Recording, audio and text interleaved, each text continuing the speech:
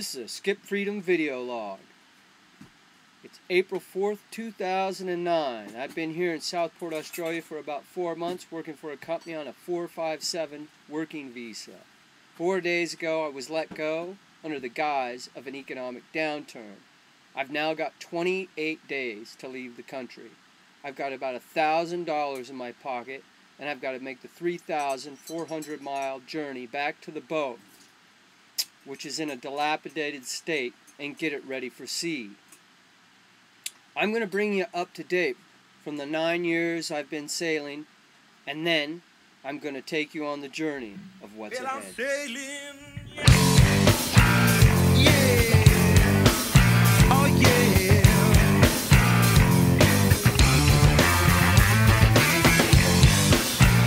Yeah. Oh yeah.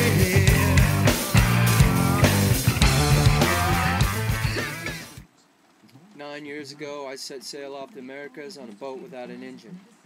I only had $500. I didn't own a credit card, and I didn't even have a bank account.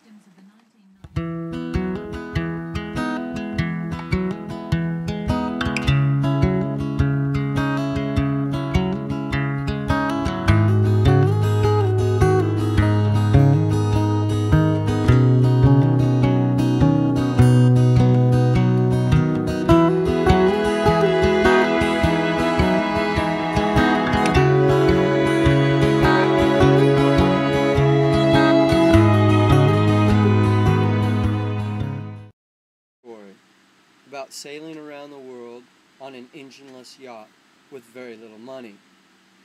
When I first started sailing, one of the hardest parts for me was just being able to cut the ties and let go. My first passage was to a remote island in the Marquesas called Nuka-Hiva. Then onward to Tahiti, where I would turn and make the long, arduous journey into the wind and current through the Tuamotus and back to the Marquesas.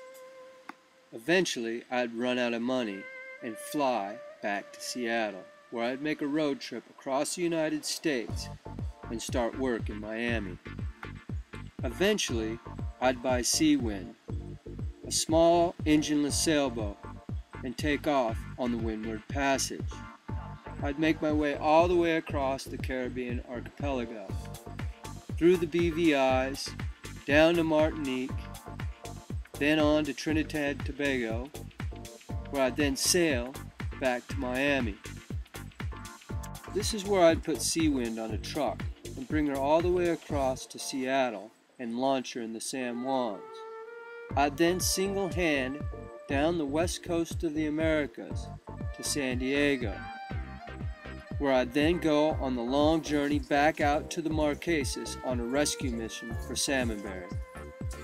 Seawind was on her last miles. I then shifted the gear over to salmonberry and began the long journey across the South Pacific.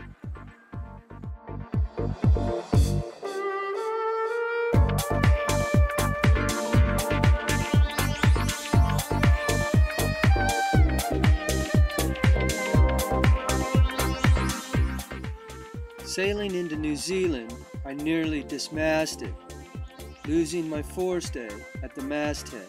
Sailing away, I was knocked down in a storm where seas were up to 35 feet. Once I made Australia, I sailed up the coast, all the way to the Torres Straits, around Cape York, and down to Gove. From Gove, I sailed out to Indonesia to Ambon. From Ambon across to South Sulawesi's Tanah Baru, then down to Gilier, Lombok, where I'd leave my boat in Indonesia and fly all the way back to Southport, Australia. After 6 months, I'd fly back to Gilier, then I'd make a long, hard, arduous journey into the wind back to Darwin. This is where I'd leave my boat, make my way back to Southport, and start work for my new employers on the 457 work visa. That's been my life for the past 9 years.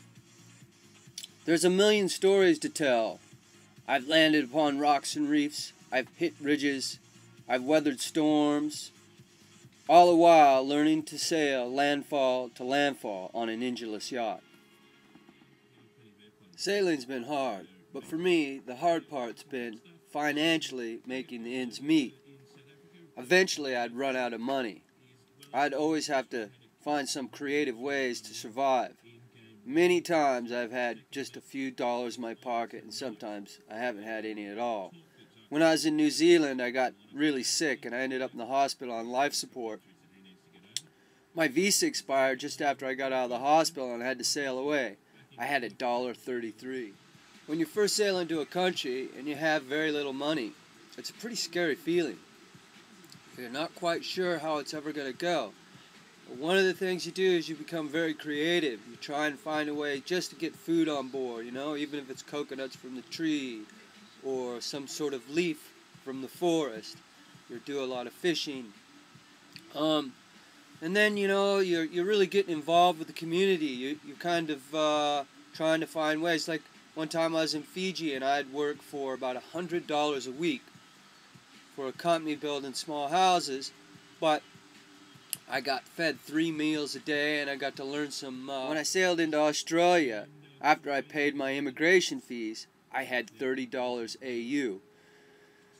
It's been like this for years. I honestly haven't had, in the 9 years, I haven't had more than $2,000 to $3,000 in my pocket at once. This is a bit of the story. Here I am. I'm back in that same situation. I've got to go to my boat. I've got $1,000. That's the hard yards. Here we go. I'm taking you on the journey. John, I'm making the first stages. Starting to take off on the first sort of stages of things. Picking up some provisions. Looking for a stove. Looking for an inverter. Make some purchases on some of the equipment I need for my yacht, and get all my gear together so I can organize for the first leg up to Darwin, the road trip back to the boat, and get things going so I can get the boat back out to sea. I went shopping yesterday, picked up a stove for the boat. I also picked up a anchor windlass for pulling up the anchor, which I picked up from a friend here for just a couple $100. And what else do I do? I've got a new propane tank. And then I've been online this morning and I'm trying to put some notices out for crew. Hopefully somebody can come on board and help share in the expense. I'm also trying to find someone who will ride share with me in my car up to Darwin. We're going to take a look at the car this morning because someone's noticed some sort of oil or some fluid coming out of the bottom of my car. So we're going to go find out about that first thing here this morning. But we're underway. There's my ride. There's my hoopty. That's the one. It's going to carry me all the way to Darwin. Yep. Look at this bad boy. Just ready to roll. Give the old tires a kick. Hey? Make sure she's solid. Look at that. That's one fresh car. That's my ride. And we're going on a road trip. Here we are. This is Ariel. This is the boat that's been taking care of me for the last few months. This is Jeanette Tansley, the skipper.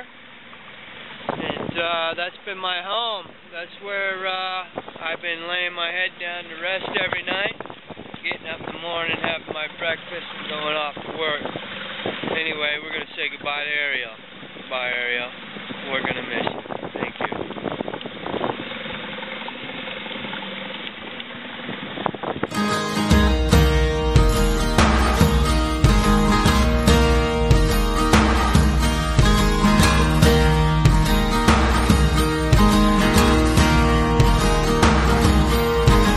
When I walk beside her, I am the better man. When I look to leave her, I always stagger back again. Once I built an ivory tower so I could worship from above. When I climbed down to be set free, she took me in again. There's a bee